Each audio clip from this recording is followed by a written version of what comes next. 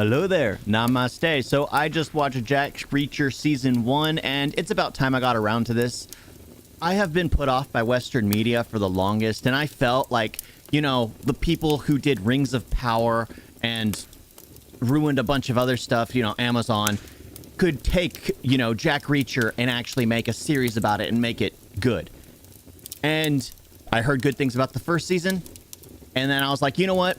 Maybe that was just a one-off, just like, you know, what they did with the like Disney did with the Mandalorian. Then they did 2, and I've been hearing great things about 2. So I was like, you know what? I'm finally going to watch it.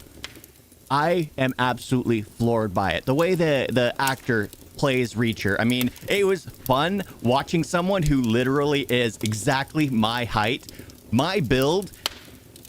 If I worked out, like literally, that would be my build if I worked out. I just don't have the patience for that, or, you know, the whatever for it, because it's funny watching him like lay on a prison cot, and it's just the size of him, the fact that his feet are hanging off, and I'm like, I've had that problem my entire life growing up, the beds you never fit in. It's great seeing just in contrast how the world is compared to you, because normally when you are tall you don't notice it, but he's tall and built, so to him, everyone notices him, but he's gotten to the point where it's shot in a way to where you notice it, which is something I like, because me being that height is just like, I don't notice it because it's just the way the world is. The world is shorter. The world is, like, sure, there are people taller than me, but it was funny to watch this. It was fun to go through it. And the character of Jack Reacher, the fact that he's dead silent in the very beginning, it takes him a while to open his mouth. The characters, the buddy cop scenario it turns into between Finley and Reacher, I absolutely love that, because they're just completely don't like each other in the beginning, and then they have like this rivalry, and then they're like best friends at the end. I love that dynamic because it grew throughout the series. And then like the romantic interest, I liked her because she wasn't the, you know, the Mary Sue character who is the best of everything. She had flaws. She was scarred. She had her own damages because she's a human being. She's a character. People can relate to her. I liked her. The villain, you could immediately tell who the main bad guy was the second he appeared on screen, but still, it worked. It absolutely worked. The whole thing. The fact that it's counterfeit based. And I watched Farsi, and I was like, that's great counterfeit kind of making the money, and here is them taking it down. And the fact that just the whole dynamic of it, I absolutely loved it, and this based off the novel. So this movie was action. They had a ton of action. What was great about it, it was more grounded, like, except for like the last final battle, because there was one scene, which I think it was the previous episode to the last, where they were fighting in the house, and it's like only four people go into the house, and one person stays out in the car, and he stealthily takes out one guy in the car, stealthily takes out one guy in the house, stealthily takes out a second guy in the house, stealthily takes out a third guy in the house, and then the fourth guy catches on, and then they have this fight. And I like how Reacher is struggling with these people with their martial arts, and because it's like, yeah, it's one of those things. Yes, they're smaller than you, but they have a style that you know, but it doesn't mean you're great at combating against. So he was getting beat up. Of course, the guy who was beating him up had a crowbar, but of course he still won because he used his size to his advantage. And I love the jokes that he was being called the gorilla because me and my brothers are all roughly the same size. And I remember there's a joke about that for one of my brothers, because at the zoo there was this gorilla poster, and he stood in front of it, and there was a joke that one of my brother's friends made that's like, you wouldn't notice if there was a gorilla standing behind him, because it's just like, we're huge. And seeing that in action and just being able to kind of put myself in that shoe, it makes me want to work out and kind of be that buff dude that towers over everyone. Of course, being the tall one, you don't notice it, but everyone else around you would. Of course, when you're flabby and not built, it's not as noticeable. It's easily forgettable, but still, it gives me some drive.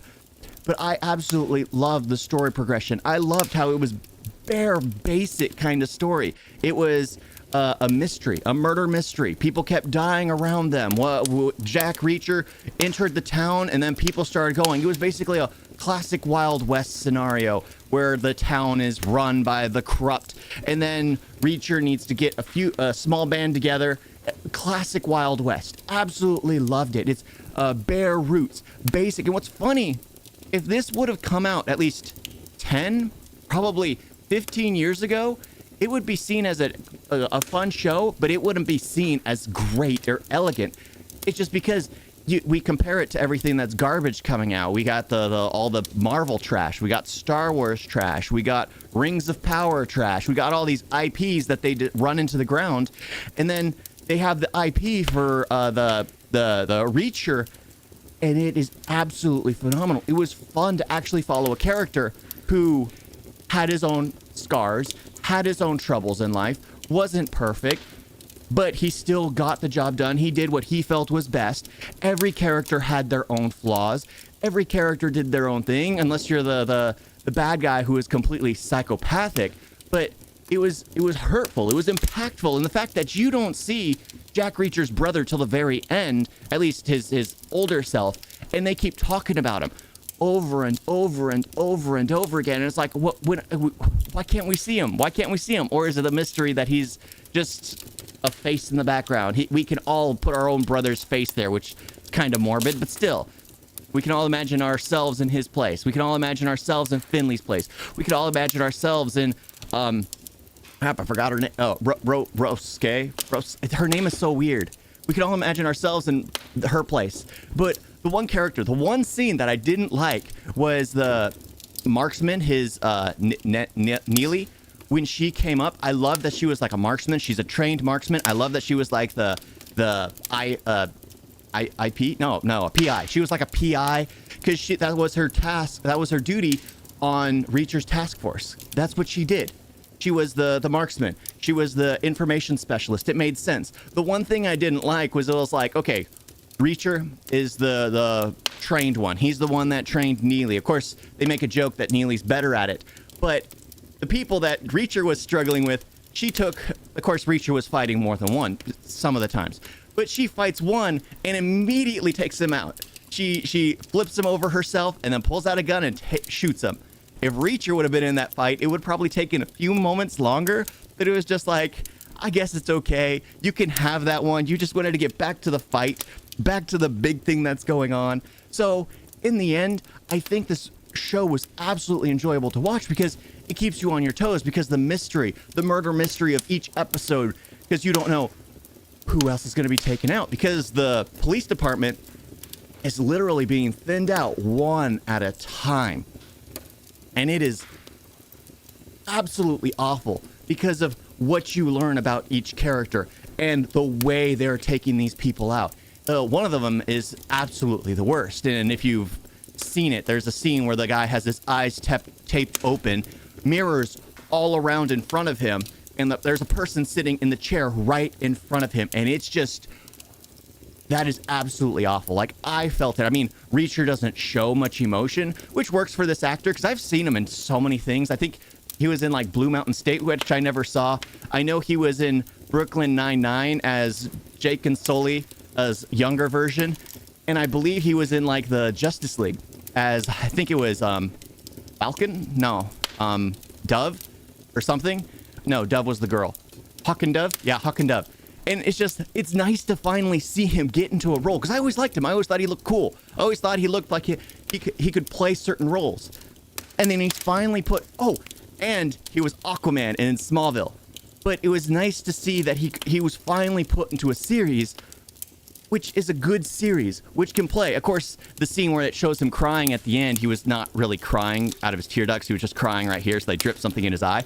But overall, this show is fun to watch. I was editing when I started it, and I was just like disappointed that I was editing, because I was like, I want to focus on that, but I got to get this work done. I want to focus on that, but I got to get this work done. So this is definitely one of those that I need to watch again. And season 2, I definitely need to see it. It is an amazing show, and I definitely recommend it, because we don't get many of these, especially from the West, anymore. So watch it while you can. Unless we're getting a resurgence, and then we're going to start getting more good stuff once again. But that seems like a pipe dream with the things coming down the pipeline. Yeah, I think that works. Thank you all for watching. Talk to you next time. Toodles.